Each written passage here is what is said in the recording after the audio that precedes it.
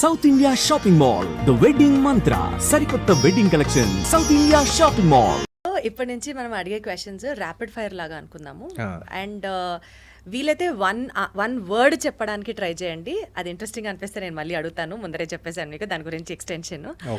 And వీలైనంత fast గా will have it off. Okay, so which is your favourite subject in school and why? History. ఎందుకు? Just interesting, అంటే history interesting అంతే. Okay, ఎప్పుడన్నా స్కూల్ని bunk చేశారా మీరు? బంక్ చేసి బయటికి వెళ్ళడాలు, ఫ్రెండ్స్తో సినిమాలకి వెళ్ళడాలు లాంటి పనులు ఏమన్నా చేశారా? యా ఆఫ్ కోర్స్, అది చేయకపోతే ఎలాగా. ఏ సినిమా బంక్ కొట్టి వెళ్ళారు స్కూల్? ఎక్కువ బంక్ కొట్టి చూసిన సినిమా మా మామయ్యది గీతాంజలి అనుకుంటా. గీతాంజలి అండ్ శివ. తెలిసిందా ఇంట్లో అప్పుడేమన్నా? తెలిసేలాగా ఎందుకు బంక్ కొడతా ఉంటారా? మా సినిమాలే చూస్తున్నారు కదా అని బహుశా పట్టించుకునే వాళ్ళు కాదేమో. నాకు నిజంగా తెలియదు బంక్ కొడుతున్నాం అనేది. అంటే ప్లాన్ ఏంటంటే అప్పుడప్పుడు బంక్ కొట్టాలి. అంటే నేను అప్పుడప్పుడు బంక్ కొట్టే టైప్ని. రెగ్యులర్గా బంక్ కొడితే అది పేరెంట్స్కి వెళ్తుంది ఆ న్యూస్. అప్పుడప్పుడు బంక్ కొడితే లైక్ తెలియదు కదండి, నో ప్రాబ్లం. ఓకే, సో మీకు వచ్చినటువంటి ఒక ఫన్నీయెస్ట్ పనిష్మెంట్ ఏమన్నా గుర్తుందా? అసలు వచ్చాయా మీకు ఏమన్నా పనిష్మెంట్స్? వచ్చాయండి స్కూల్లో. అప్పుడు స్కూల్లో పుష్టిగా ఇచ్చేవారు కదా పనిష్మెంట్లు. దెబ్బలు పడ్డాయా మీకు కూడా? చిన్నప్పుడు పడినాయి స్కూల్లో. అండ్ అంటే అప్పుడు అలవాటు కదా. ఇప్పుడు this was many years ago. So ఇప్పుడు ఇట్స్ నాట్ అలౌడ్.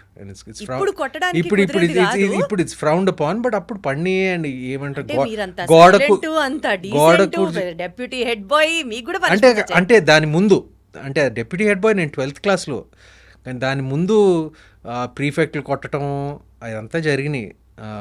కొట్టడాలు లైక్ పనిష్మెంట్లు అప్పుడప్పుడు పెద్ద ఎక్కువ కాదు, స్మాల్ లేకపోతే అసెంబ్లీకి లేట్గా వచ్చినందుకు like you know like frog jumps, గోడ కుర్చీయో అలా అప్పుడప్పుడు జరిగినాయి. సో హోంవర్క్ చేసేవారా మీరు? రెగ్యులర్గా హోంవర్క్ చేసి స్కూల్కి వెళ్ళే వాళ్ళ? అసలు మీకు హోంవర్క్ ఇచ్చేవాళ్ళ ఆర్ మీ హోంవర్క్ వేరే వాళ్ళు చేసేసేవాళ్ళ? నేనే చేసేవాడిని అండి. నేనే చేసేవాడిని. సిన్సియర్ అంటే okay, just okay, not overly. Exams అంటే నైట్ అవుట్లు చేసి చదివేడాలు, అసలు టాపింగ్ హైయెస్ట్ వచ్చేయాలన్న కసితో చదవడాలు అట్లా ఏం కాదు. అంటే మైండ్లో ఆశ ఉండేది కానీ వచ్చేది కాదు, ఏం చేయను. ఇంకా స్కూల్ టాపర్ అయిపోదాం, లైక్ ఐఐటి ర్యాంక్ ఫస్ట్ రావాలి, అన్ని కోరికలు ఉంటాయండి, రావాలి కదా, రావు కదా. ఆ కెపాసిటీ లేదు నాకు, అంత కెపాసిటీ లేదు చదువు పట్ల. ఎంత ఆనెస్ట్గా, ఎంత హంబుల్గా ఒప్పేసుకుంటూ చెప్తున్నారంటే ఎంత బాగుందో. స్కూల్ బెల్ మెమరీ ఏదన్నా ఉందా మీకు? ఒక పక్క లంచ్ అయిన తర్వాత పోస్ట్ లంచ్ క్లాసెస్ అన్ని నిద్ర వస్తూ ఉంటాయి. స్కూల్ బెల్ ఎప్పుడు కొడతారా, ఎప్పుడు స్కూల్ అయిపోతుందా అని వెయిట్ చేసిన వాళ్ళలో నేనైతే అసలు I would top the list అనమాట. అలా మీకు ఏమైనా ఎక్స్పీరియన్సెస్ ఉన్నాయి, ఒక స్కూల్ బెల్ ఎక్స్పీరియన్స్? నాకు లంచ్ టైం అంటే బాగా ఇష్టం అండి. మా స్కూల్లో, మా పబ్లిక్ స్కూల్లో లంచ్ చాలా బాగుండేది. సో లంచ్ బెల్ కొట్టినప్పుడు మాత్రం చాలా హ్యాపీగా ఫీల్ అయ్యేవాడిని నేను. అండ్ అఫ్ కోర్స్ ఇప్పుడు స్కూల్ అయినప్పుడు లైక్ క్లాసెస్ అయిపోయి స్పోర్ట్స్ టైం వచ్చినప్పుడు అదంతా like I use to feel good. Progress card ఇంటికి రాగానే చూసి అక్షంతలు పట్ట సందర్భాలు ఉన్నాయా? మీరు ఎటకారంగా చెప్తున్నారు అక్షంతలు అని. అక్షంతలు అంటేనే పడిని అంటే అప్పుడప్పుడు మరీ ఎక్కువ కాదు, అప్పుడప్పుడు. అంటే నేను కొంచెం మ్యాథ్స్లో వీక్. సో అంటే మరీ కన్సిస్టెంట్గా ఫెయిల్ అయ్యే రకం అలా కాదు నేను. సో జస్ట్ అలా ఒక ఫస్ట్ క్లాసు డిస్టింక్షన్ మధ్యలో ఎక్కడో ఉండేవాడిని. Like just about I was a first class student. ఆ ర్యాంక్లన్నీ ఇంకా ఉన్నాయా? ఫస్ట్ క్లాస్ డిస్టింక్షన్ ఉంది కదా, ర్యాంకింగ్ సిస్టమ్ తీసేసారు, ఇప్పుడు వేరేగా ఉంది కదా.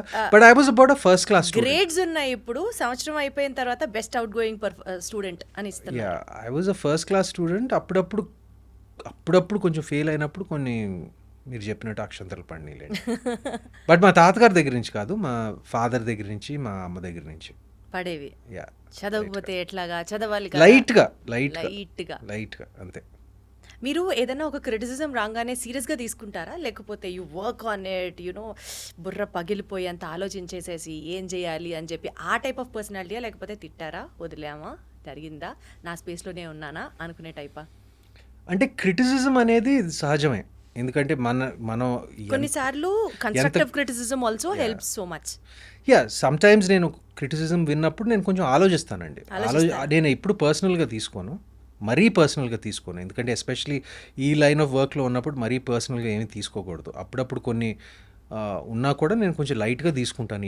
ఈ వృత్తిలో ఉన్నప్పుడు ఇది సహజమే, your popular celebrity, your going to be talked about అనే మైండ్ సెట్ పెట్టుకుంటే నేను ఎక్కువ సోషల్ మీడియాని చూసే రకాన్ని కాదు, ఇంటర్నెట్లో నా గురించి ఏం రాస్తున్నారని రకం కాదు. బట్ ఏదైనా కన్స్ట్రక్టివ్ క్రిటిసిజం నాకు వినిపిస్తే, నాకు అది లెజిటిమేట్ అని అనిపిస్తే నేను డెఫినెట్గా I will do something about it. But నేను తెగ ఫీల్ అయిపోను నేను ఇది. ఎందుకంటే not only in terms of criticism Sumanth garu, what I meant was you take life seriously or just accepted the way it comes అలాగా. బికాస్ కొన్నిసార్లు మనం ఇలా అనుకోవాలి, ఇలా చేయాలి అని ప్లాన్ చేసేసి లైఫ్ అది జరగకపోతే విపరీతంగా డిప్రెస్ అయిపోయి, you know some people will be very sensitive, some people ఏదైనా సరే nothing is going to harm me అనుకునే type. What kind of personality are you? I think I'm somewhere in between. I'm kind of balanced. అన్ని middle లోనే ఉంటారా? అంటే మరీ లైట్గా ఇది తీసుకోకూడదు, మరీ సీరియస్గా కూడా ఎక్కువ తీసుకోకూడదు. కొన్ని విషయాలు ఆఫ్ కోర్స్ తీసుకోవాలండి, it depends on the situation. But I look at things, ప్రతి విషయాన్ని ఎవ్రీథింగ్ ఇన్ కాంటెక్స్ట్ ఏమంటారు, దానికి సంబంధించిన ఆ కాంటెక్స్ట్లో నేను చూస్తాను. అంటే నేను మరీ సీరియస్గా తీసుకోను, మరీ లైట్గా కూడా తీసుకోను. నేను అంటే మీరు ఓవర్ థింక్ కాదు అలా అని చెప్పి, ఓవర్ థింకర్ కాదు అలా అని చెప్పి అలా పట్టించుకోనే రకం అలా ఆ రకం కూడా కాదండి, మధ్యలో ఎక్కడో ఉంటాను నేను. అంటే like I think about things. అంటే మనం అన్నీ కంట్రోల్ చేయలేమండి. What I can control I think about. అంటే ఇప్పుడు for example like say someone is writing something about me, I really can't control that.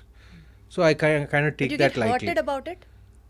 Like maybe, I don't know, I don't really like think about it so much.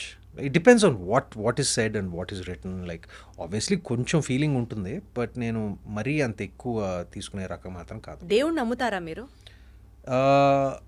I'm an agnostic అండి. ఒక higher power ఉందని నేను నమ్ముతాను. అది దేవుడా లేకపోతే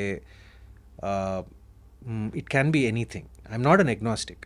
Agnostic అనేది no, I'm sorry, I'm an agnostic. You are an agnostic. I'm not an atheist. Correct. Atheist అంటే దేవుడు లేడు అని క్లియర్గా that's the feeling.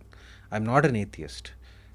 దేవుడు ఉండొచ్చు, ఒక హయ్యర్ పవర్ ఉండొచ్చు, అంటే పొద్దున్న లేచిన వెంటనే దండం పెట్టుకోవడాలు, గుళ్ళకి వెళ్ళడాలు, ఈ సినిమా లేదండి. కానీ ముందర చాలా మంది వెళ్తూ ఉంటారు కదా. లేదండి, నేను ప్రత్యేకంగా చేయను. ఐఎమ్ నాట్, నేను రిచువల్స్ అనేది నేను ప్రత్యేకంగా నేను స్వయానా ఫాలో అవ్వను.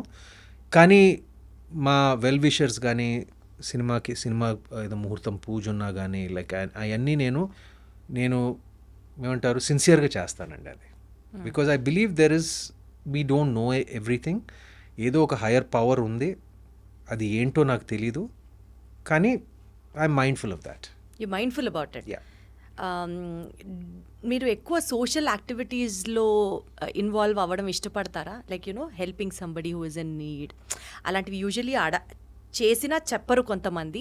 బట్ నేను ఈ పాయింట్ ఎందుకు అడుగుతున్నాను అని అంటే, బికాజ్ ఆ క్వాలిటీ కనుక ఒకవేళ you never know when that quality inspires other people also. You believe in that అని అడుగుతున్నా. I do to the best of my ability అండి. అంటే అన్నిటికీ చేయలేము, కానీ whatever opportunity comes my way నేను I definitely do what I can. నా స్తోమతకి నేను ఏం చేయగలను నేను చేస్తానండి. చేస్తున్నారా అలా ఆల్రెడీ? యా, చేస్తానండి. Like I have some few scholarships for some kids.